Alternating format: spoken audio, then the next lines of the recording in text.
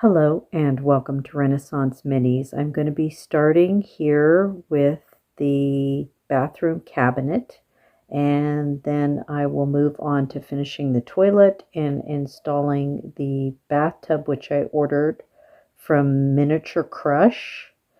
And yeah, I'm just finishing this up, so let's get into it.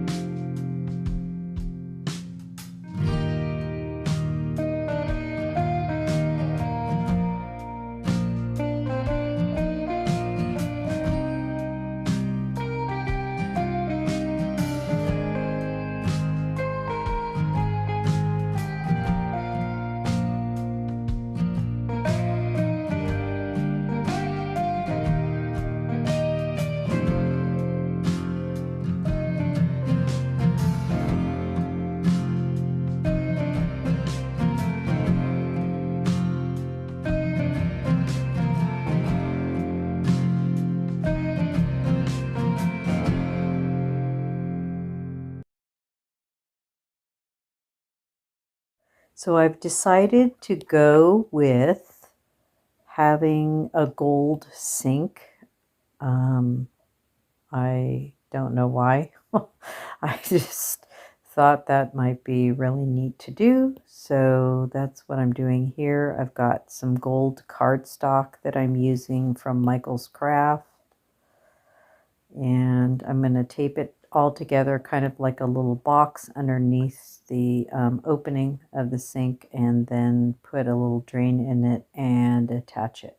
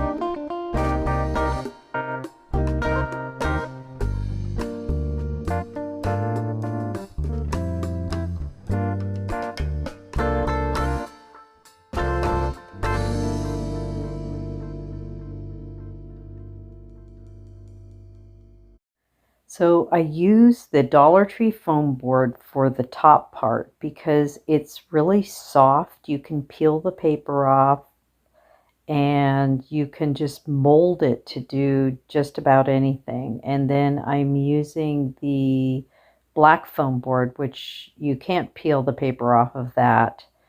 And it's not from Dollar Tree, it's from Walmart, I believe. So it's a little bit more firm.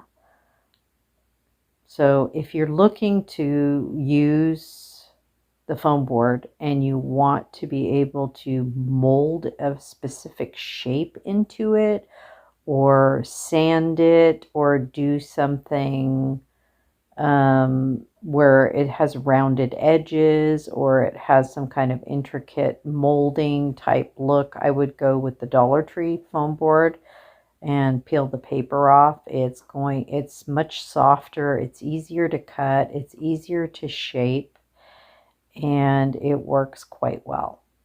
But I like to use the firmer foam board for like the body of the furniture because it is a little bit heavier and it seems to work better. But once you get your chipboard on there and you glue that on in either a single or a double layer. You could do a double layer as well.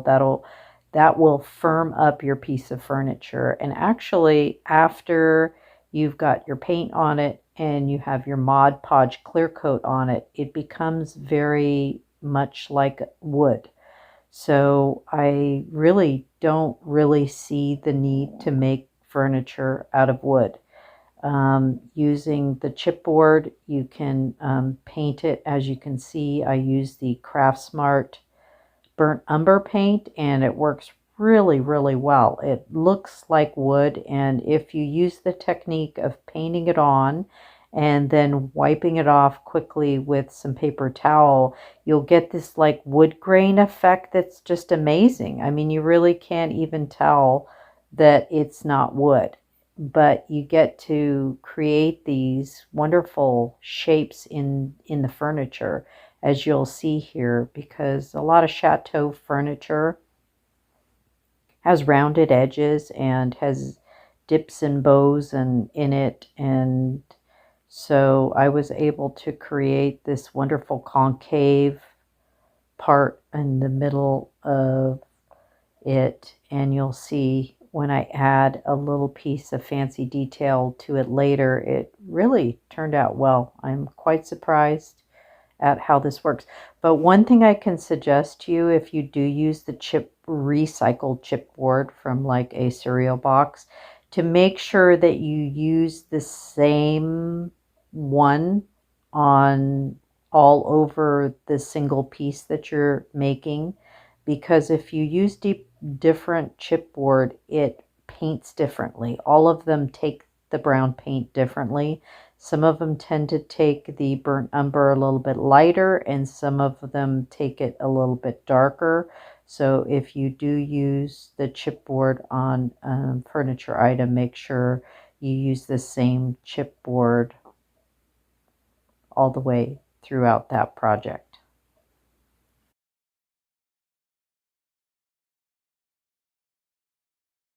Now I'm clear coating with the satin Mod Podge, and you could use the gloss too, but I feel the satin is glossy enough, as you'll see.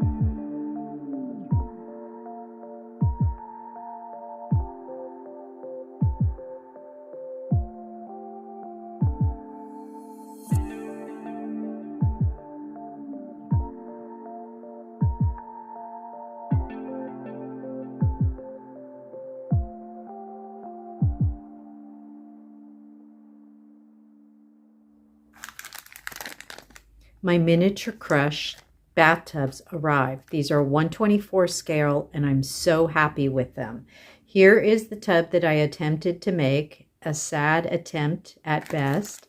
So this tub is perfection and I just love the way the shape of this tub. It's the perfect size. Look at that. It's going to fit so good. So this is from miniaturecrush.com. Check them out online. They have 112 scale as well. They're one of the ones that have a lot of 124 scale.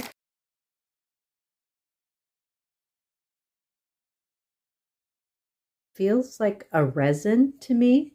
It's like a resin, but look at the perfection of that. Is that not gorgeous? So I have to switch to voiceover here because I went a little nuts while I was trying to explain my excitement about this under $10 tub, but it really looks good in there. It really elevated it, and yeah. And this came out good too. I'm really happy with how this came out. It's one reason why I feel like I don't want to buy so many miniatures anymore. I want to try to make things like I did this little toilet. This is a cap from this paint, and I don't have to buy the little miniature toilets anymore. It's going to save me so much money. And these are slightly bigger and they're more to scale with the 1/24 or half scale. So yeah, I just took some black cardstock, put it in the center there, and yeah, perfect toilet. And then I'm going to stick this in here, and then I'm going to show you what I did for the tank part of the toilet. I wanted to do one of those antique type toilet, I guess you could call it. So I glued 5 pieces of cardstock together. I covered it in chipboard, painted it with the Craft Smart burnt umber, attached a little chain, and then I found this other fitting that comes from the inside of a faucet, I believe. And I felt like it made the perfect, like, above toilet tank. And the only thing that's missing, I think, is the piping at this point, but I like it. And then I took this mirror and I took some of that Craft Smart burnt umber and I kind of went around the gold to kind of make it look like it was older. Sometimes the gold that they use on these things for the dollhouses is too tacky, it's too bright, it's too clashy. So anyway, this tub is perfect. And so what I'm going to do is I'm going to detail this tub with with these. These are the cake molds. And I got these off of Amazon. These particular ones are much smaller, which is good because they'll work for dollhouse miniatures. And I believe this was like $5 or $6. Don't quote me on that. So rather inexpensive. And this is my first time using these. I saw this on another channel and I went, oh boy, that's a good idea. And did find out about this is that you have to use the bigger glue gun with it because you need a lot of glue to fill up the mold. Using the larger glue gun works much more efficiently, much faster, and it fills up the mold. Now, if you don't put enough glue in it, then you're going to get half the pattern. So, but you can place it face down again into the mold and add more glue and then pull it out as soon as that gets firm. Now I'm going to be making the faucet for the bathtub, and I decided to use a piece of 18 gauge wire, or I'm sorry, 12 gauge wire. and gold wire, and I'm going to let it go all the way down this side so it looks like it's coming out from the floor. And then I end up having to use a little teeny piece of chipboard and paint it with the Craft Smart Burnt Umber because it needs something to attach itself to. Gluing it right to the side of the tub didn't seem to work even with the hot glue. So you'll see as I use the little piece of chipboard to give it some stability, and in addition to that, then I'm able to put the little faucet, the hot and cold, next to it, and it works pretty well.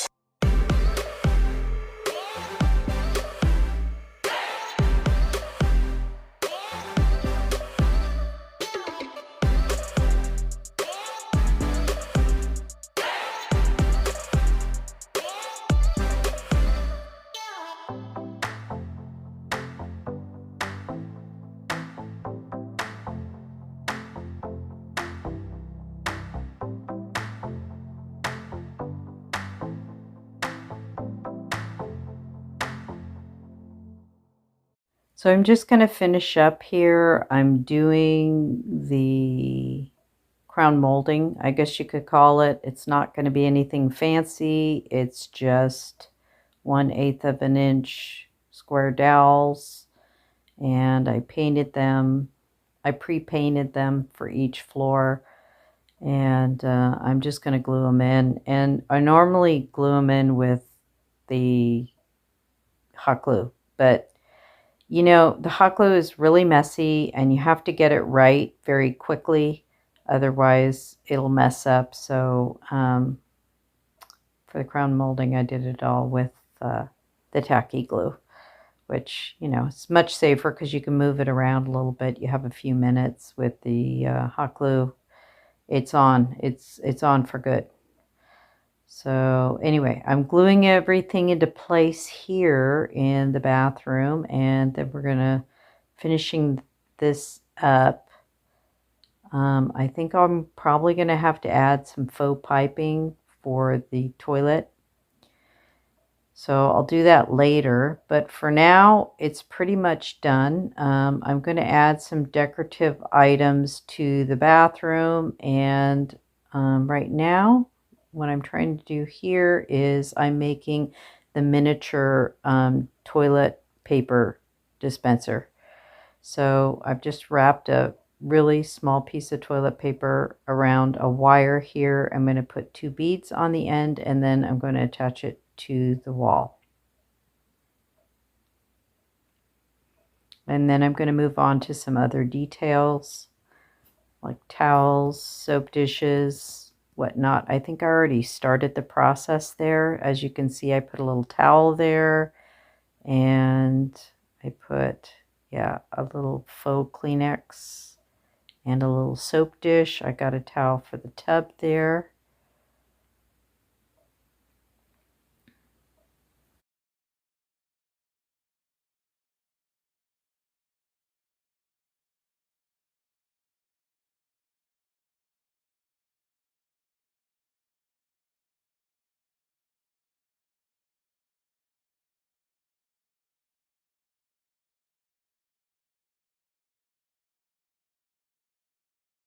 I'm not ready to fully attach this wall yet because I may have to get in here. So I'm just going to leave it for now.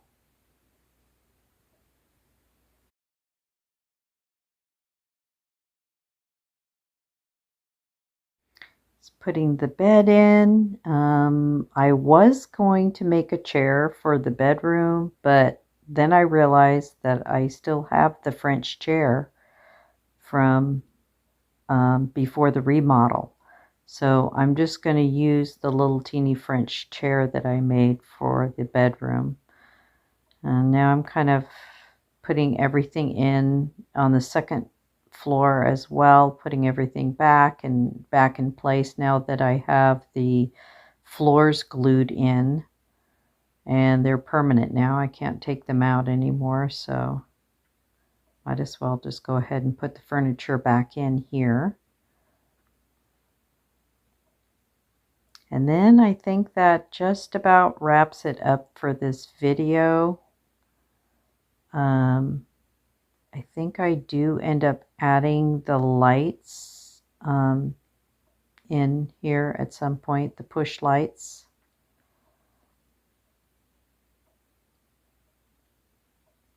I did glue pennies to the bottom of this couch and to the bottom of the chairs to give them a little bit more weight since they are made out of the chipboard.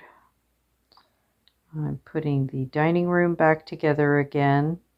So I had to take this all out in order to tip the house upside down and glue the floors in. Let me tell you just briefly about gluing the floors in.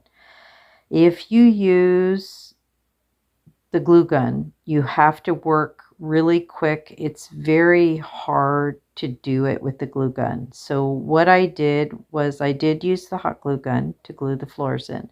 So I glued the back of the floor in first, meaning I put it all along the back side, then I slid the floor in, and then I lifted the floor up on the right side and left side and added the glue secondary to putting the entire floor in. Anyway, thank you so much for watching. As always, click subscribe if you'd like to see more of my videos. Click like if you like this content. I really enjoyed doing this house. I may have one more video coming up where I just finish it up. And that's all for today. So thanks again for watching. And I hope you come by and see me again soon.